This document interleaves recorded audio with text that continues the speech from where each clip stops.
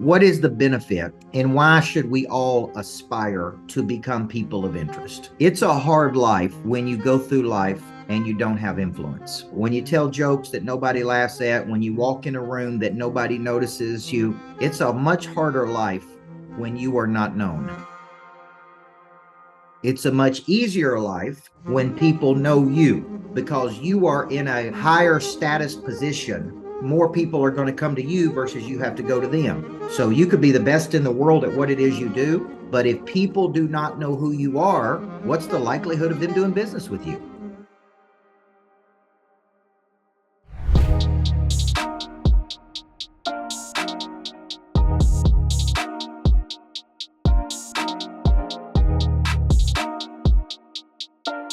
Person of interest, what we're going to be breaking down tonight, is a book that I wrote probably 10 to 12 years ago. I have to go back and look exactly, but it's even more popular today than it was when I wrote the book. And it has evolved significantly from when I wrote the book. See, when you write a book, the book's static. Literally within a month or 2 months, you'll go back and go, gosh, I've evolved since I wrote that book. I've changed. I have new information. And the funny thing is, when I wrote the book, there really was no social media, right? It really was you become known for your reputational capital. You become known by moving and circulating. You become known by doing a great job for people, and they tell other people. And there really was no social media like there was today at the level that it is today. So over the years, there's been an evolution of the concept. And I'm going to focus on that evolution of the concept tonight and kind of how to become a person of interest. Okay. Now, let's start by asking a central question. What is the benefit and why should we all aspire to become people of interest? Okay. This is the benefit of learning this concept. It's a hard life when you go through life and you don't have influence. Okay. And as my buddy Rene Rodriguez, who wrote the book Amplify, used to say, you know, when you tell jokes that nobody laughs at, when you walk in a room that nobody notices you, when you are always in a position of selling versus buying, it's a much harder life when you are not known. It's a much easier life when people know you because you are in a higher status position, and more people are going to come to you versus you have to go to them. Right? Now, I don't always believe that the best products win. I believe many times it's the best marketed products that win. So you could be the best in the world at what it is you do. You could have an incredible knowledge, an incredible skill, an incredible attitude, an incredible set of habits. But if people do not know who you are, what's the likelihood of them doing business with you? So you have to get in your brain to understand the concept that I'm going to talk about tonight. It's not just business. This is show business. Everybody understand this? And I was coaching Alan today. Alan went through a one-to-one with me today at the Greatness Factory. Spent 4 good hours with me. He's from Miami. He's got a very, very successful company that's doing, you know, most likely going to do $100 million this year.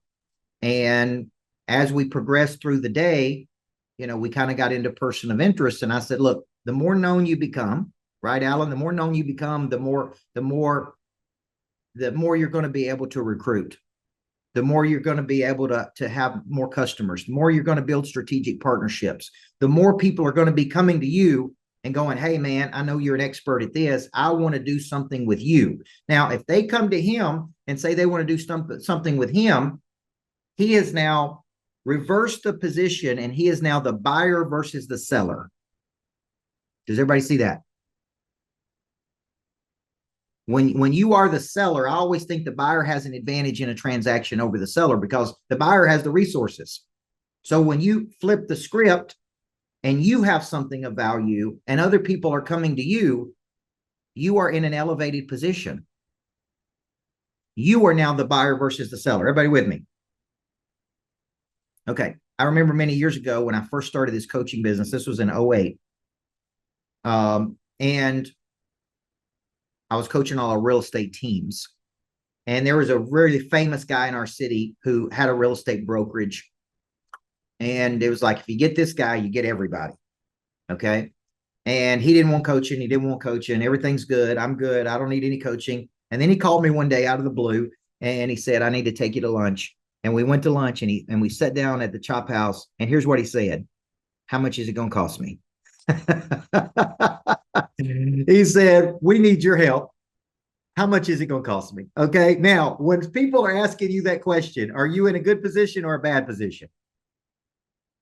Here's another way, Donnie, to say it. Hey, I want to work with you. Like, how do I work with you? See, I'm going to speak at this conference tomorrow here in Dallas. They're telling me there's going to be 1,200 to 1,500 people here. The ultimate, Paul Frank, would be when I'm finished, people walk up to me and go, how do I work with you? Not me having to sell them anything. Okay. But me create enough value creation that they want to work with me. So let's just start out of the gate and let's make some notes on why we want to become people of interest. Okay. Obviously, number one, we want to be the buyer versus the seller in any transaction. Okay. And if you have no deal flow, no leads, no opportunity, no incoming demand, you're always trying to sell somebody something. Does that sound about right? You're always trying to convince someone that you're good enough for them. And that is a terrible position to be in. Okay. You want to have so much demand, so much incoming demand that you actually get to pick and choose who you work with and who you don't. Okay. And you actually get to say, this is what it costs to work with me. Now, Tom Cruise is out there in Hollywood. And when I'm on a plane, sometimes I'll watch Mission Impossible, or my favorite's Maverick, because I love that Top Gun concept, like the best of the best. And Tom Cruise is sitting out there in Hollywood, and his agent is sending him scripts and scripts and scripts. And he's sitting there going, nope, nope, I don't want to do that. Nope, I don't want to do that. Nope, I don't want to do that. Oh, yeah, I'll do this one. Then he's saying, Woody, you know, I know it was 40 million last time. Why don't you make this one 50 million for me to do this film? Everybody see that? Because he's that good. Okay. And they know they're going to make $100 million off the film that he's in. So he's a buyer versus a seller because he's so good at what he does. So incoming demand, right? Higher status, more leads, more opportunities. And at the end of the day, you are going to be in high demand when you are a person of interest, not low demand. So if we were to just create a test of our person of interest score, how would we measure if we're people of interest or not? I would just ask you, how much incoming demand do you currently have for your products and services and for you? If there's very low incoming demand, then you're not a person of interest in the world yet. And that's okay, because I'm going to show you how to do that. If there's high demand, what would high demand look like? Can I pick your brain? Can I take you to lunch? Can we hire you? Can we partner with you? Can we work with you? Will you speak on these stages? Will you be on my podcast? Will you do all of these things? Like, there's incoming demand. That tells me your person of interest score is high. If there's low incoming demand, that means there's a lot of outbound effort. You're having to kind of convince people that you're good enough for them. And we actually want to flip that. Okay. Now, I do this in a 2-day session. I think Jana was telling me today that I'm doing it again in April of next year, where people come to my lodge and I actually spend 2 days coaching people through this concept. If you're a member in our coaching program, all of this is included. I mean, all of the coaching is included. So you would be able to come to all of these things that we're talking about tonight. Okay. Okay. Let's look at the ingredients of people of interest. So how many of you have been sold on the concept of being a person of interest? Raise your hand. Okay. Shouldn't have to convince you on this one. This is a no-brainer. Okay. Now, so what do people of interest have? When I go back in my career, I am 2 or 3 years into my business. I'm sitting at breakfast with my best friend, and he said, how's the business going? And I said, well, it's going good. I mean, we generated about $500,000 to $600,000 in a pretty short period of time in my first or second year starting the business. I said, but man, I still feel like I'm kind of chasing business, and I don't like feeling that way. I would actually like to become the buyer versus the seller. And I wrote down on a napkin 3 words: person of interest. Okay. And I go, I'm not there yet. I'm still a little baby star that wants to be a big star. And so what do I do when I want to do something? Now, those of you that have been coached by me and there's something I want to go do, what's the first thing you need to do? Okay. Who wants to take a stab at this? What's the first thing I need to do if I have a desire to move from A to B? Is I do something to look out into the marketplace. I take action is one thing, but there's something I do as I go out into the marketplace. Anybody remember? Okay. Who can help me? Who? Right? Tony? What's the first thing I think I do? Concept. Say again? Commit. Commit. I commit to something. I'm going to become a person of interest. I don't wait for the courage to come. I don't wait for the confidence to come. I commit. And then the next thing I typically do, which I was coaching Alan on today, is I do a comparative analysis.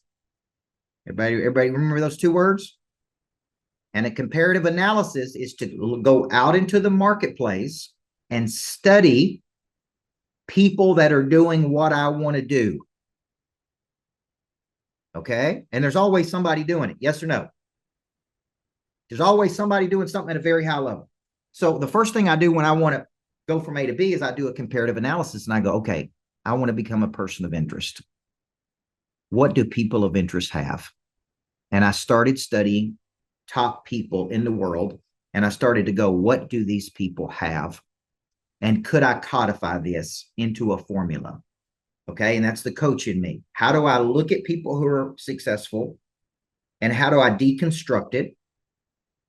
And how do I acquire the habits they have? Because really, why are we attracted to people of interest? They have something that we want, right? They have something we want. What do they have? So here are the ingredients of people of interest. And I want you thinking, what am I missing? What am I missing here? Okay, now I'm going to take the evolution of the concept. The book says they have knowledge, but I want to add some adjectives to this. They don't have knowledge, they have very specific knowledge. Okay, they don't just have general knowledge. Generalists make general money. Okay, I want you to think I have a very specialized knowledge set. Okay, I'm a specialist versus a generalist. At the end of the day, if you took away all the other ingredients and you just had this one ingredient, and you are a stone cold killing machine at one thing, and you can solve a big problem with this one specialized knowledge, you actually could become a person of interest if you had this very specialized skill set. Everybody with me? So when you think military has levels, right? You got all these levels of the military, and then you get up into Navy SEALs. And if you ever hear Sean Ryan talk about, he was a Navy SEAL, okay, and he talked about how much training he got in the Navy SEALs, and then he retired from the Navy SEALs and he went to be a real estate agent. And he said, but my problem was every time somebody could make a decision, I wanted to kill them. Okay. And that's occupational hazard from being a Navy SEAL. And then he said, then he left, and one day he was bored. And he's like, I need to do something else. So he got a call to join the CIA. And he said when he went to the CIA, they gave him no coaching, no training, no nothing. He just showed up for his assignment, and you either were good enough or you were not good enough. And if you weren't good enough, they didn't even say anything. They just said, you're out. He had to take all of his knowledge from being a Navy SEAL, took it to the CIA, and he said, if you either made it or you didn't, but they gave you no instruction whatsoever. Like, here's your assignment. And if you weren't good enough, you're out. There's no goodbye party. No, thank you for coming. Like, hit the door. You're not good enough to be here. Okay. That's specialized knowledge, right? Why do we like look up to Navy SEALs and Green Berets and Special Forces and like, why do we look at those people? God, that's amazing. They have very specialized knowledge. Okay. So think about you. I have a very specialized knowledge in building competitive intelligence, inner engineering people, activating a prey drive. That's my knowledge set. Okay. Number two. So if I ask you specialized knowledge, what is it? Is it building teams? Is it inner engineering? Is it taking complicated things and making it simple? Is it like, what is your specialized knowledge set that totally separates you from everybody else? Number one. Number two, they have some impeccable skill. They don't just have skills, they have an impeccable skill. This is why a lot of our coaching is around finding your primary skill. So there's primary skills and there's secondary skills. Okay. So primary skills is like, out of all the skills you got, this is a skill that solves a real problem in the world. Okay. So it's like, all right, I got these problems. So here's an example. I was in Scottsdale on Sunday speaking at Pace Morby's event, and he had a great event.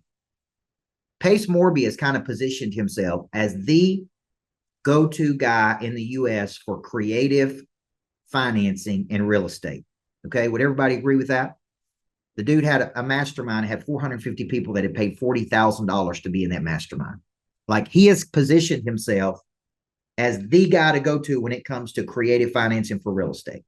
And he's on TV, and he's got this, and he's doing strategic partnerships, and he's got this. So he is a specialist.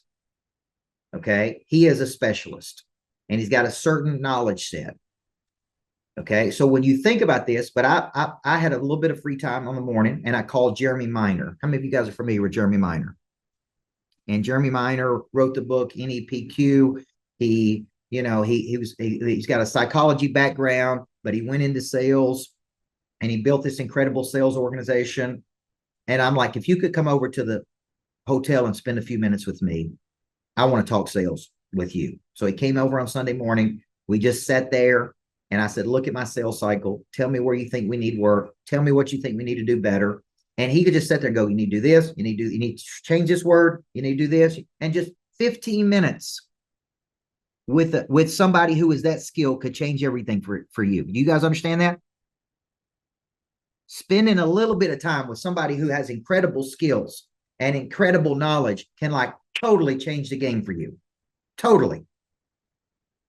He may say one thing that could help you make millions of more dollars. Okay. That is impeccable skill. Okay. So we got specialized knowledge. We got impeccable skill.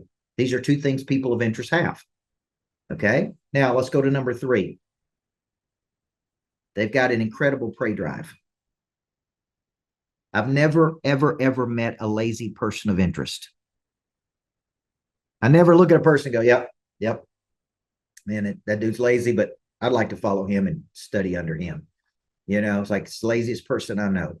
Now, Brad Lee, who is a contrarian, said to me one day, he's like, Coach, I'm lazy.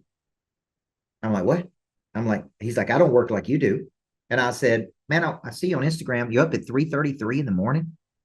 You get up at 3:33. You're at your office. Yep. Like, I see you working on Saturday. I see you working on Sunday. Like that's not lazy. You may not work at the intensity that I work, but you're definitely not lazy. I've never met a lazy person of interest. Okay. We aspire to be these people. It's like, man, look at that engine on that dude. He just fights through his fatigue. He always shows up. He's always got a good attitude going on. So they have an incredible prey drive. Okay. I think it's going to be hard to be a person of interest with a low prey drive. Everybody with me?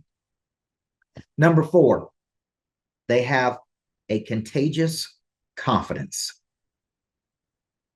Okay. They have a contagious confidence.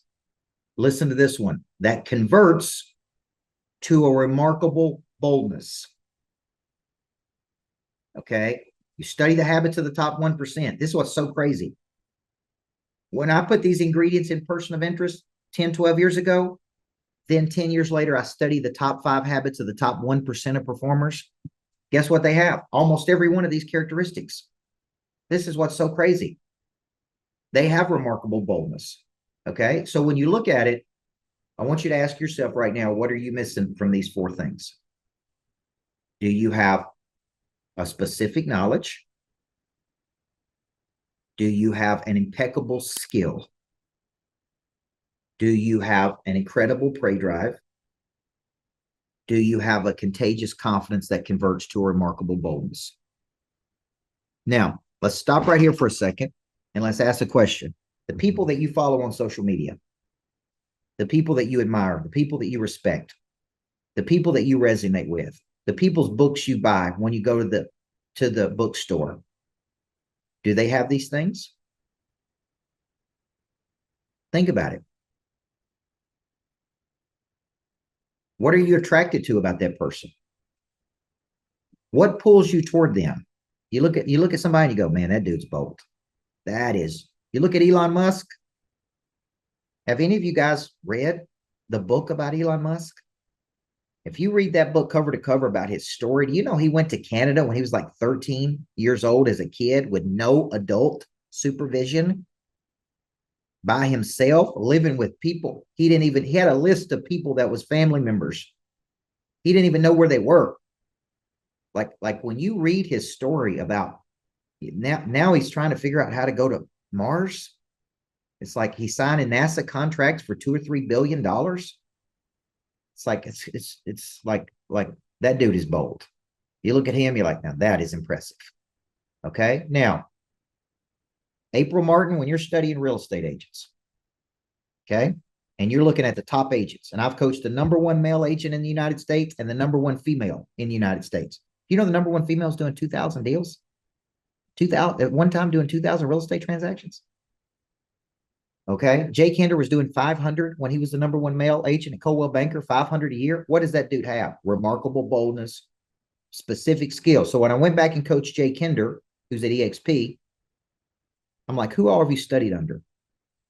He studied under Dan Kennedy, who's incredible at marketing. He studied funnels, marketing. How do you, right? Notice he didn't say I studied how to sell houses. He studied marketing. Okay. He became a great marketer. He became a great recruiter. So we look at people and go, well, that's a real estate agent, or that's an insurance broker, or that's a mortgage guy, or whatever. You really look at the top players in that field, they are stone cold specialists at something. Marketing, recruiting, team building, turning something around, taking lower level resources to higher levels of productivity. Specific knowledge, impeccable skill, incredible prey drive, remarkable boldness. These are entry level things to be a person of interest. Right? These are the basics to even get in the game. Okay. Now let's move to the other ones, and then we'll move to the marketing side of this. Those are the core 4. Now let's move to in connection skills. People of interest give off the impression of increase. Okay. How many of you have spent good money to be around somebody great in your lifetime? Okay. And you've been in the presence of great people, even people that you felt like were self-actualized or close to self-actualization. Okay. So Dr. B, do you know that one night I got so inspired by Wayne Dyer, I went online, I bought a ticket, I flew to Puerto Rico. Listen to this. I was so inspired by Wayne Dyer that I bought a ticket and flew by myself to Puerto Rico, paid $1,000 to be in the VIP room with him just to walk up and shake his hand. And when I shook his hand and he just spoke to me for a few minutes, I go, gosh, man, there's just something about this dude that he's like operating up here. Now, Maslow would call those people self-actualized. What is a self-actualized person? There's 14. This would be a good homework assignment for the real students on tonight's call. Study the 14 to 17 traits of self-actualized people. You know what one of those traits are? They're totally independent of the good opinion of others. They could care less if you like them, don't like them. Their confidence is so high, they don't even care if you like them or don't like them. But there's like 14 to 17 traits. Okay, when I was in a room with Covey, I felt that. Dr. Stephen Covey. When I was in a room with Wayne Dyer, I felt this impression of increase. When you're around a guy like Milet, you just want to play at a higher level. When you're around a Cardone, when you're around these top performers, there's something about them. It's like I got to get my game up to another level. Like I'm playing small compared to what I should be playing. The confidence just oozes out of them. I mean, it's like contagious. Let's call that the impression of increase.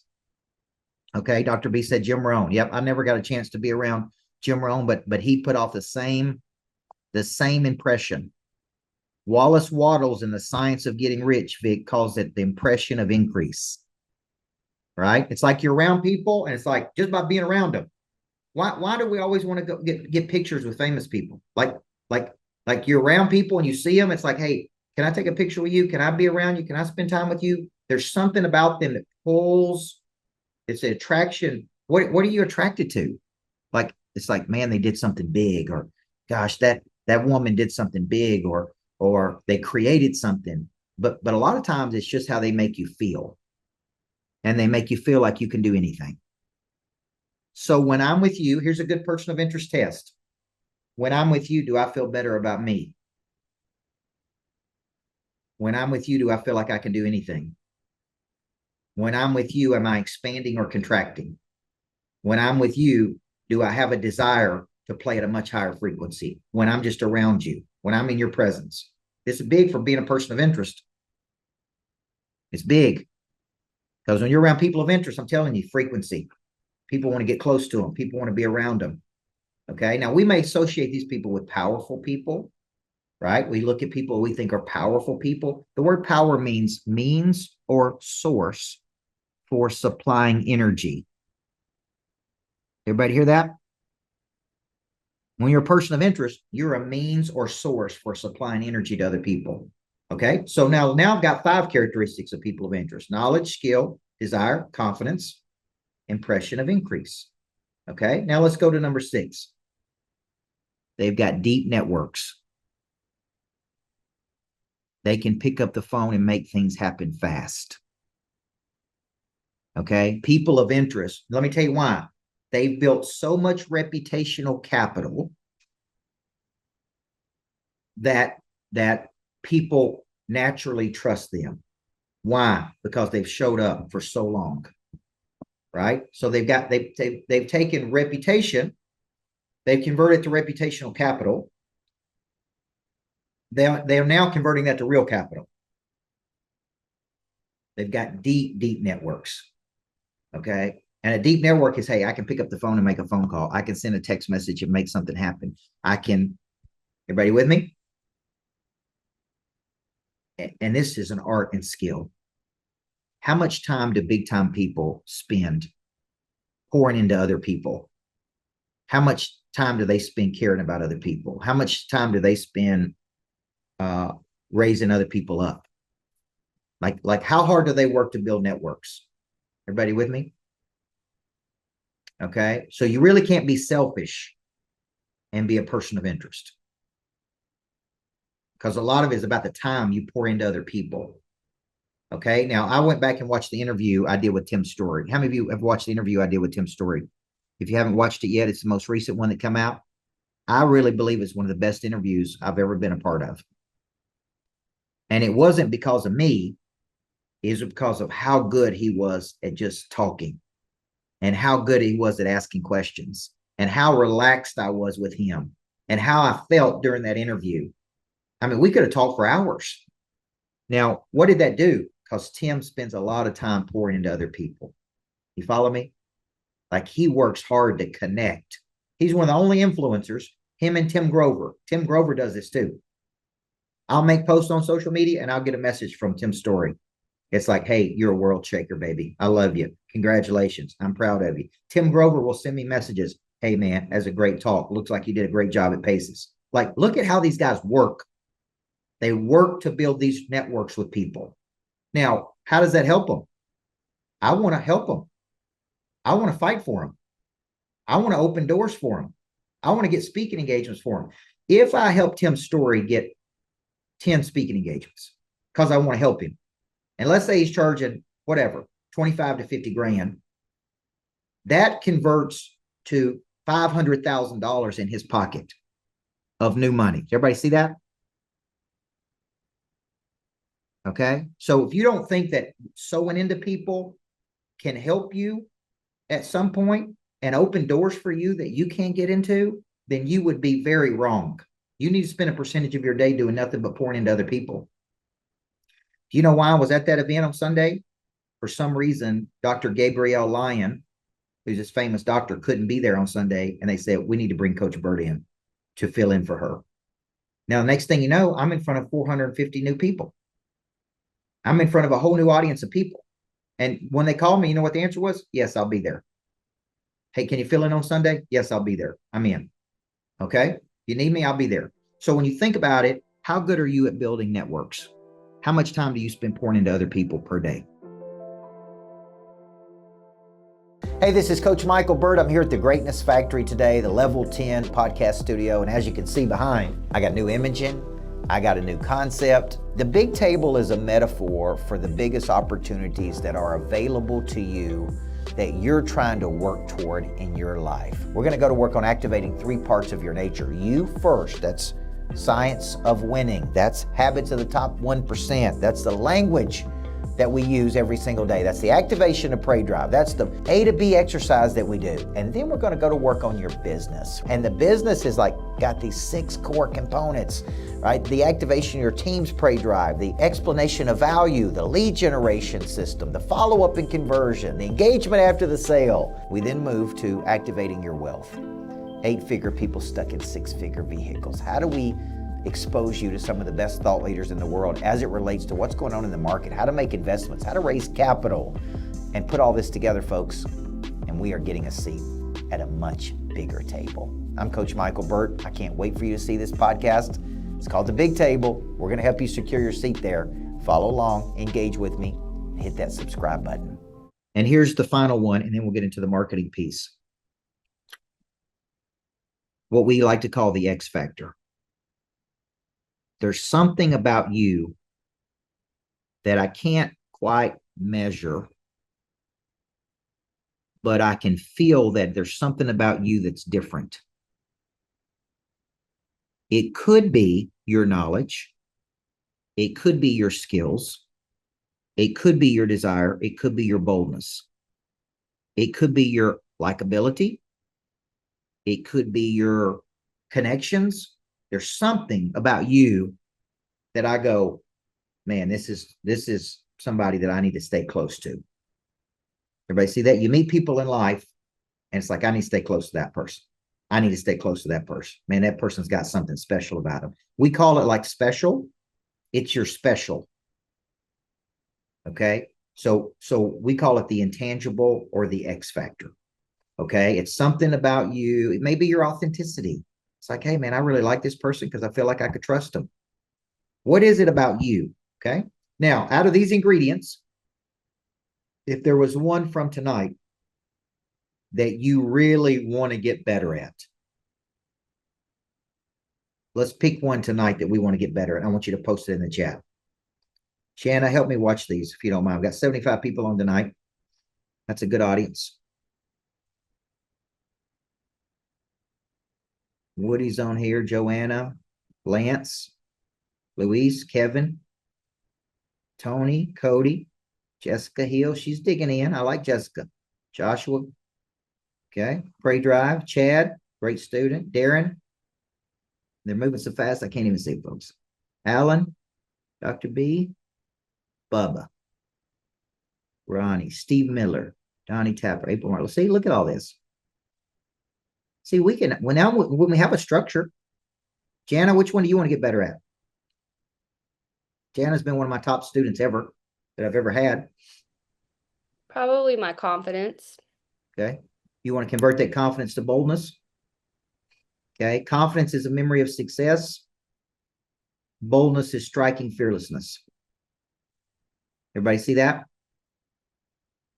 And we did a class on that last week called Confidence to Boldness. If you're a student, it would be in the portal where we did converting confidence to boldness.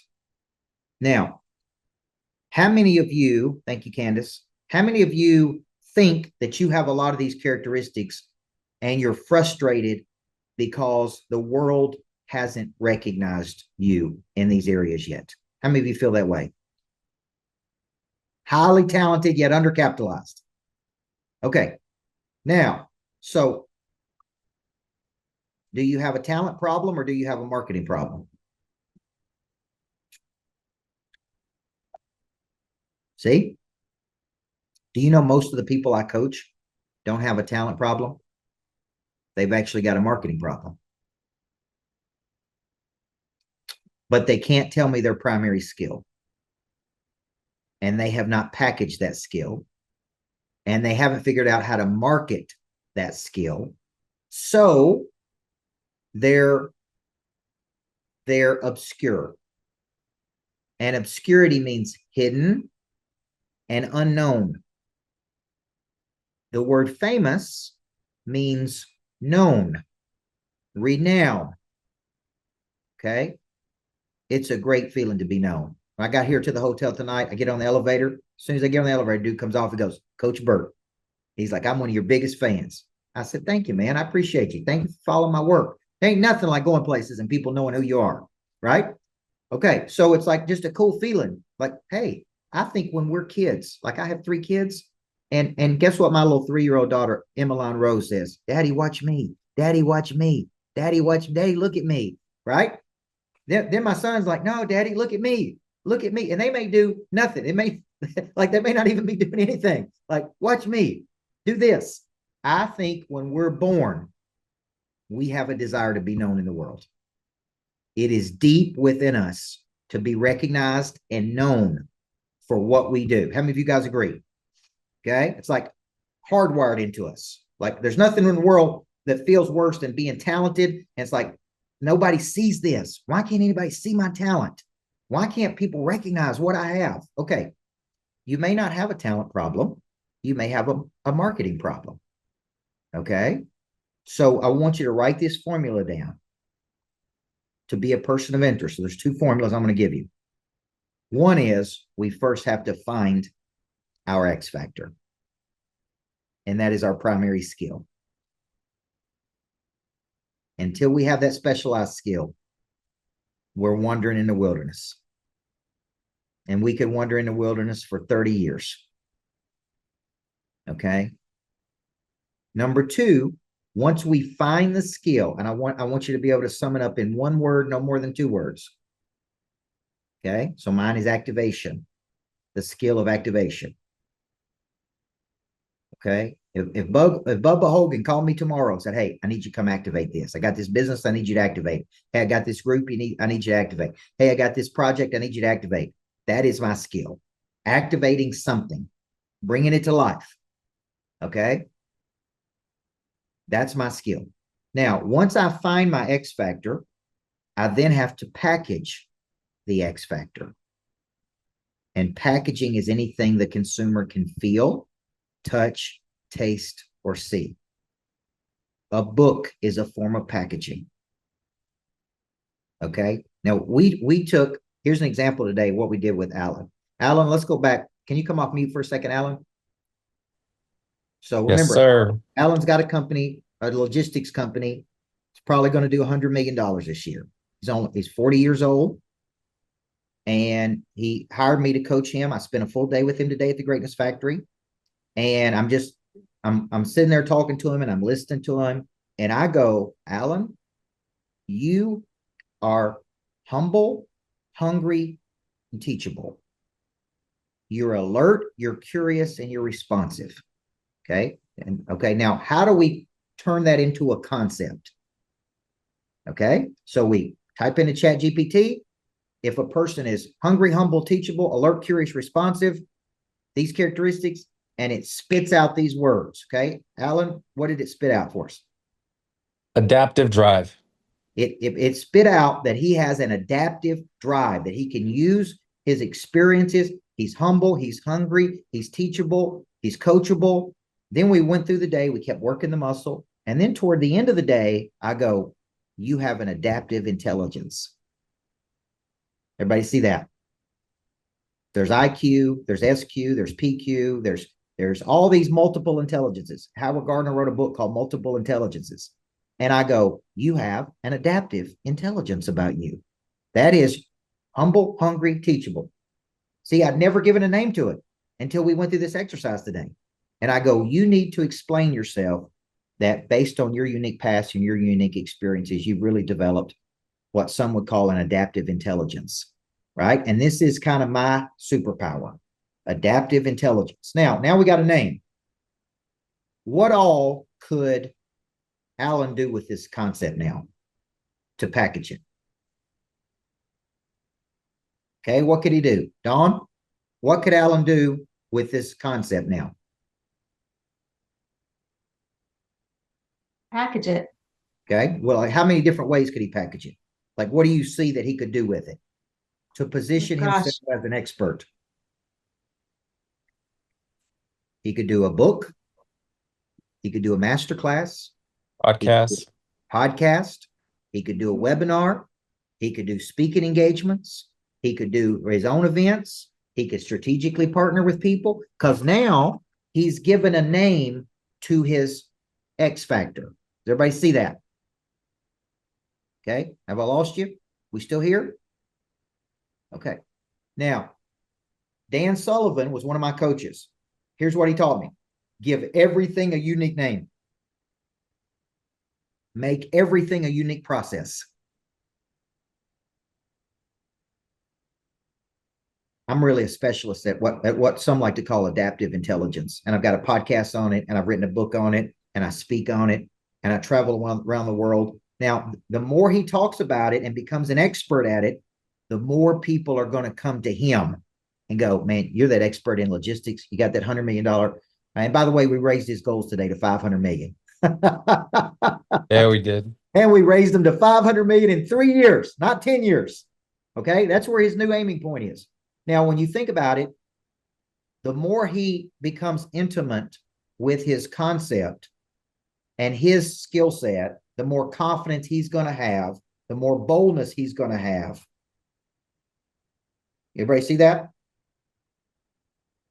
I'm doing the same thing with Tony right now. I am committed to making Tony the #1 guy at his company. Okay. And packaging up that skill set. And when I'm done with him, he's going to be making millions of dollars. Okay. Is that fair, Tony? Yes, sir. Okay. Skills are there. Now we got to package the skills. Packaging book. Vic, I think you've written a book, haven't you? Victor? Okay. So Vic's got a book. That's a form of packaging. Podcast, webinars, masterclass. If you see me do it, if you see me doing it, you should be doing it. Everybody understand? Okay. Do you guys know that Person of Interest is the smallest book I've ever written that's actually generated the most money of almost any book I've ever written? So you don't think you got to write War and Peace, for God's sakes. Okay. You don't have to write a 600-page book to be an expert. Look at Price Pritchett, 37 pages, 14 million copies sold of U squared and quantum leap strategy. Okay. So we got to find it. We got to package it. Package it as anything the consumer can feel, touch, taste, or see. Number 3, we have to move into marketing. Okay. So Eric writes a book. Eric packages up into a masterclass. He then he's got an asset, but he's got to go out and market the asset. So what do I do to market? Charles, I get on Facebook. I do masterclasses. I get on Instagram. I have my own podcast. I do speaking engagements. What I'm doing tomorrow, although they paid me to speak at this conference, I'm marketing. I'm going to be in front of 1,000 people. That is marketing. Okay. So what am I doing? Marketing a message, showing my expertise. We call it the showcase. Okay. So the third piece is we got to market the X factor. And then step 4, Richard Johnson, is we got to monetize the X factor. Do you know how many people I see speak and write books that do not have a way to monetize? So Kevin Siri, here's what I tell people. There's 4 core ways that you can work with me. I can coach and mentor you, and I've coached and mentored thousands and thousands of people. You can invest with me in our private equity fund, Pitch Equity. That's returning about 16.3% interest, returns, 16.3% returns. Okay. You can, or at Blue Marlin Capital, when we released that fund on data centers, you can rent any of the places that I own, the Lodge, the Greatness Factory, to have your own events. Or number 4, we can strategically partner with each other. But I typically only strategically partner with people I've coached and mentored. Everybody hear that? Because I get requests to partner with people all the time, but I only partner with people that I've worked with so I can observe their behavior over a period of time. Those are 4 ways to monetize. We're now getting into licensing of Greatness Factories. We're real close to being able to say it to a person. If you want your own Greatness Factory, we can license this concept to you. We're getting into licensing of the Confidence Factory, which is our curriculum for kids. Like, these are other ways to monetize. So think of it: speak, coach, train, lead, license, purchase real estate, do this. These are all monetization strategies. Everybody with me? So think of these as profit centers. They're profit centers. They're profit activators. Okay. What good is it to be known if you don't know how to monetize it? You know how many people have 500,000 people on their Instagram that have not figured out how to make $1? Okay. They're renting private jets and taking pictures on the cars they don't own and houses they don't live in and jets they don't have. Like they're trying to be famous, but they don't actually have a skill. Okay. You got to give it to the Kardashians. At least they converted their fame to money. I mean, those kids are billionaires. So they got to do, they know how to do something. So when you think about it, take Kylie Jenner, for example. You know, she's going to be a billionaire. She converted being known to having her own whatever. So when you think about it, I see a lot of people who have a skill but don't know how to monetize. Okay. And that's really one of our specializations, is helping people monetize their skill sets. Okay. All right. Let's finish with this. I know I'm throwing a lot at you tonight, but this is the evolution of the concept. To be a person of interest, you got to finish with these 4 things. Number 1, you have to have a clear message. What is my message right now? Anybody know? Jana's message is proximity to power. Okay. She's got her book, exactly like I coached her to do. She's doing webinar series like I coached her to do. She's doing content, all of this stuff. She's doing exactly what I told her to do. You got to come up with a concept. You got to package it. You got to promote it. You got to market it.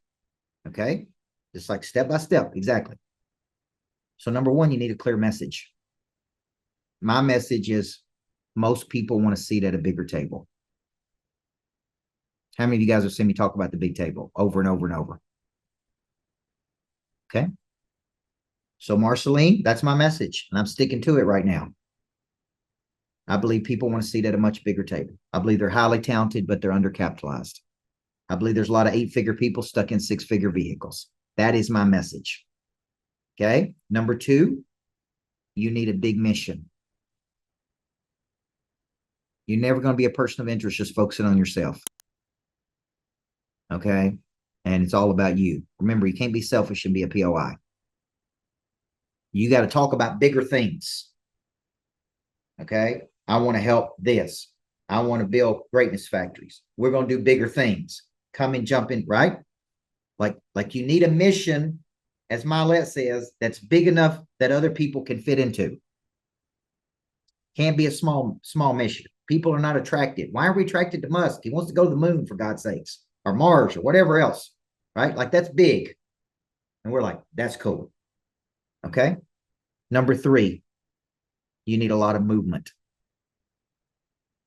Opportunity follows movement. It does not follow stagnation. People don't even know what city I'm in. Many times I'll see people and they'll say, oh yeah, I saw where you're in New York City on Monday. And I wasn't even in New York City on Monday. I was in Scottsdale on Sunday. But they see me moving so much, they don't even know what city I'm in. They're like, oh my gosh, like I saw he's in New York City, this is in Miami, then he's in Nashville, then he's in Dallas. Like the brain looks at that like he's got to be doing something because he's moving all the time. Everybody with me? I see people that are static. They hang out with the same people. They go the same places, do the same things, do the same thing. And it's like, man, I don't know why. I don't know why I can't become known in the world. You don't have enough people coming into your system. You need thousands of people. Why is Tony Robbins doing a 5-day challenge? You know why? It feeds 1 million people into his CRM. Why is Grant Cardone doing 4 hours of a webinar on a Saturday morning? Feeds hundreds of thousands of people into the system. You see where I'm going? Okay, this is how you become known, folks. And number 4, you need to clear monetization vehicle. Okay. So no matter what you're doing for a living, you got to invite people to something. You got to invite them to something. What are you inviting them to? So they could taste the ice cream, so they could see you in person. Now, April, you're new and you're going into real estate, right? You're kind of leaving the job and going into real estate. And how many deals do you want to do in your first year? Well, I've been in real estate 6 years, but in my first full-time year when I leave my other job and retire, I want to be able to do 100. Okay. So she wants to do 100 deals. All right. Richard Johnson, what's the first thing I coach her to do? If she's got a target, an aiming point of 100, what's the first thing I would tell her to do? Get out and move. She's got to become a person of interest, and she's got to get out and move. She's got to circulate. That's right. Everything I'm teaching you tonight, I would say also go spend time with somebody who's doing 100 deals. Right? Fastest path from A to B is to spend time with somebody who's already doing what you want to do. Can I shadow you? Can I spend a day with you? Like I've spent the day with billionaires and just sat over in the corner and watched them. Like watch how they work, watch how they talk, watch at their pace, watch their intensity. We call that a comparative analysis. So if I want to do 100 deals, I need to go see somebody doing 100 deals. Like what's their system? What do they have that I don't have?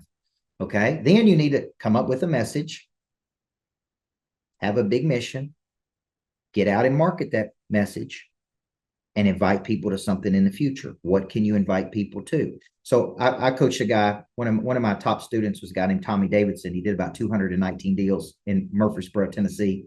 He was doing 35 deals when I started coaching him. He's going to probably hit close to 200 this year.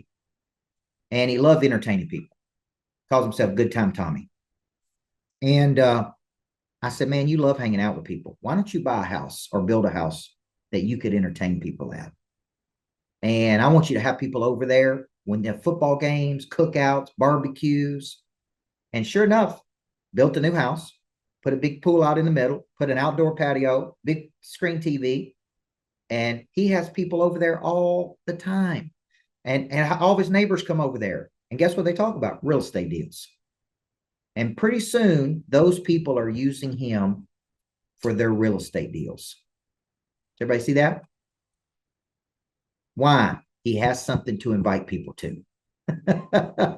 Hey, come over on Saturday. We're doing a barbecue, watching a football game. Everybody with me? This is what people of interest do, guys. Okay. So what's our homework tonight? And then, like I said, if you're not a coaching student today, I do want to spend a few minutes doing Q&A with you. Our homework assignment tonight is ask some hard questions from the 7 ingredients of people of interest. Okay. From the 7 ingredients of being people of interest, which ingredient do I need to acquire? That's homework assignment number 1. Homework assignment number 2 is in the formula of find, package, market, and monetize. Where am I struggling the most? I haven't found my skill. I haven't marketed my skill. Look at me marketing right now. Doing a little picture. All right. Number 3 assignment. Out of the 4 steps of becoming a person of interest: message, mission, movement, and monetization, which area do you need to work on the most? See, some of you are trying to sell a product versus a message, right? You're out there trying to sell a product when you should be selling a message, because what you're selling is a commodity. Okay, what you're selling is a commodity, and what you need is a narrative. Okay, I need to tell a story. I need to have a narrative on social media. I need to invite people to something in the future. Everybody see that? I'm not selling just a product. I'm selling a future. Okay. I asked Jeremy Miner, I said, if there's one thing my salespeople could get better at, what is it? He says they need to quit selling a program and start selling a future. I said, Coach, what you do is you help people build bigger futures. That's what you're a specialist at. You really help them get a seat at a bigger table. You're not selling a coaching program. Sell the outcome of the coaching program. Does everybody see that? He said, and I can tell you that's the mistake they're making without even listening to their phone calls. They're trying to sell a membership and you're selling a future. Always sell the future. Okay? Hey, your life's going to be better with us in it. You're going to be better if we'll represent you. Your life's going to be better. Let me tell you why. You're going to have a big table if I'm involved in your life. Like, that's what we should be selling. Who cares how we deliver it? Is it in master classes or Zooms or webinars or in person? Don't matter. If in 1 year today, Alan's doing 150 million or 200 million, you know what he'll gladly say? Thank you, Coach Burt. You helped me. He'll say, thank you, I owe you. Everybody see that? Don't matter how we do it. So some of y'all are making the same mistake that sometimes I make, which is try to sell a product or service when you should be selling a bigger future. Okay. All right. Any questions from any of our current members? This is a big part of what we teach. It's in the online academy. You should train in it, study in it, know it. Okay. Any questions from any of our current members that want to ask before we ask some of our guests to stick around for a few minutes? Alan, what's your question? I don't really have a question. I just wanted to make a statement. So prior to me meeting with you today, I really had no idea about what my primary skill was. It's still something that I need to process, kind of like the homework you gave me, process and peel the onion a little bit more on that. But I appreciate the time we spent. I know you're probably going to be talking to people that aren't members yet, but I just wanted to say that thank you for allowing me to get that clarity and at least pointing me in a direction where in the next 90 days, me and you can pitch and catch and fine tune and get it perfected so that I can take that next step to really becoming a person of interest. So I appreciate the time today. Yeah. Well, you're humble, hungry, and teachable. And it's easy to coach guys like you because of your desire to get better. I mean, you're already doing, 80 million, you're going to do $100 million. And I foresee you doing, I literally can see you getting to $500 million. So to me, now that you know that primary skill, you got a clear aiming point. So thank you for being coachable today. Appreciate it. Jana mentioned, she reminded me that if you have not bought the book, Person of Interest, and thank you, Joanna. Joanna on our team handles all of our back end market. A lot of our, Joanna's really a specialist at a lot of the back end systems that we have. And so, I was talking to somebody the other day. I was talking to a guy who just sold his company for 123 million. And he's like, I'm in your web. And he's like, it's impressive, man. He's like, I'm getting hit here and here and here and here and here. And Joanna has a lot to do with that. She works directly with Jana. And I have an idea and a vision, and it goes to Jana. Jana works with Joanna. Joanna puts it to the back end together. And so they reminded me today, if you haven't purchased the book, start with the book. Okay. Like, get the book and travel with it. Keep it with you. Okay, because the book really will open your mind, right, Cody? The book really will open your mind. Okay, any other comments from any of our coaching members? And like I said, if you're not a coaching member, and if you want to stick around for just a few minutes, I'd love to pitch and catch with you for just a few minutes. You may have some questions for me, and I'd be happy to answer those questions. Okay, Joshua, what you got, big guy? Hey, what's up, Coach? How you doing? Great. Great stuff so far. I was curious, how did you know when it was time or whenever the concept was fully matured in your mind? Maybe it wasn't fully matured in your mind before you wrote your first book. I got something cooking on the inside, and I'm like, do I create an event to invite people to? Do I start creating YouTube videos? Do I write the book? What was your mental process whenever you were like started conceptualizing everything that you had that was pertaining to your primary skill? Yeah, the market will tell you if the concept is strong enough or not. So what I do is I come up with the concept and I test it. And I can't remember the concept I was testing. I was testing over the last couple of days. And, I literally just start talking about it and I see how the market responds to it. So you may see me test a concept on social media. You may see me test it in a speaking engagement. You may see me try an event. Okay, here's a good example. I tested, Rich and Confused. That's a new concept that I'm working on, a book called Rich and Confused. And I'll drop it into a speaking engagement. The other day I was at Pace Morby's event and I said, man, how many of you guys are rich and confused? And everybody just kind of looked like this. And I go, okay, how many of you would like to be rich and confused? And the whole audience raised their hand. Well, that told me, right?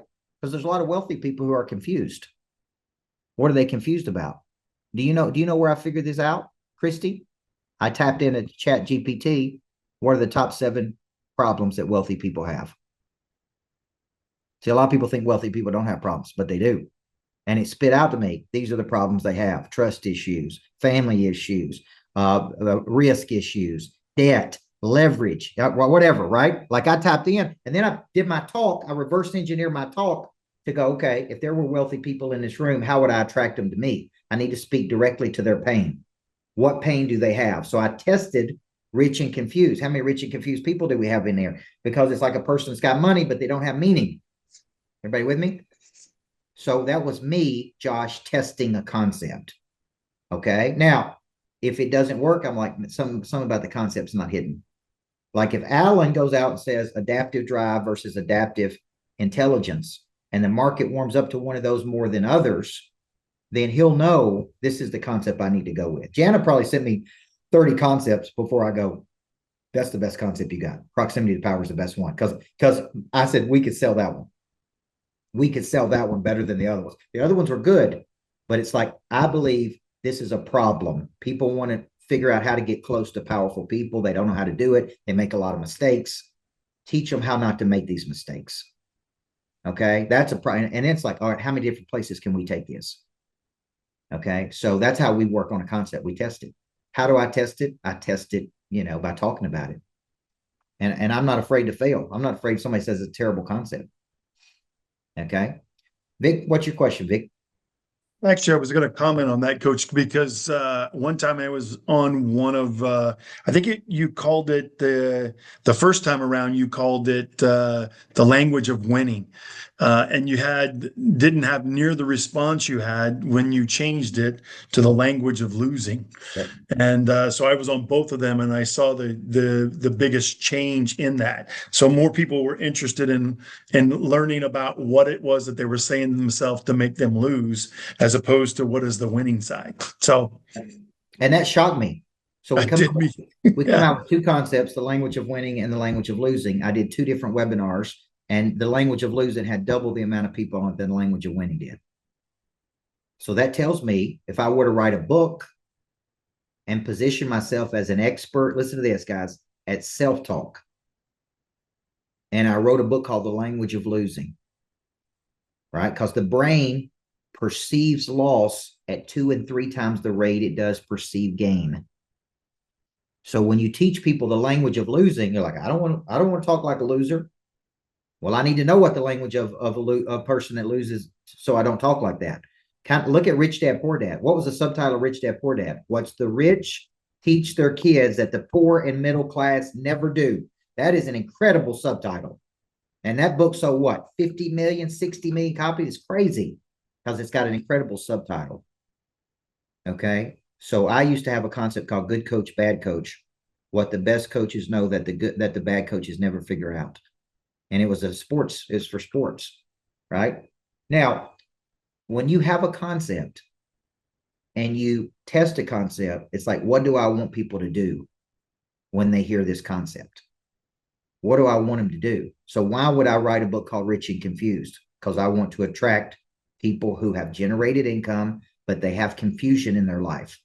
So I give case studies. I'm working with a guy who sold a company for $200 million. He has opportunity confusion. I'm working with another guy that's just sold for $123 million.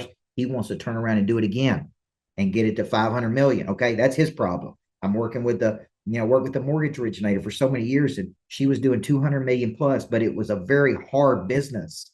So she was always like, how do I get out of this business? I'm making all this money, but I hate this business. So those are wealthy people problems. These people are making $1 million to 10 million a year personally. And if I want to attract those people to me, then I need to come up with a concept that would pull those people toward me. Does everybody see how I do that? The concept's what pulls them in. Okay. All right. All right. If you're a member, I want to say thank you for being a coaching member. Thank you for showing up. Love your persistence. Love your intensity. I love you, just being coachable, man. It does my heart so good to show up on these things.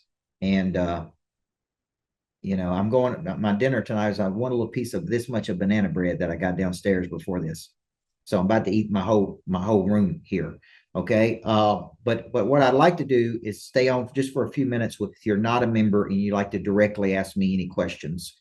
I'd love for you to stick on here for just a few minutes and we could just talk about it. And I can tell you what we do and play a little bit of pitch and catch. That sound fair enough? Okay. Thank you guys. Thanks to all the members. See you. Make it a great night. Go be people of interest.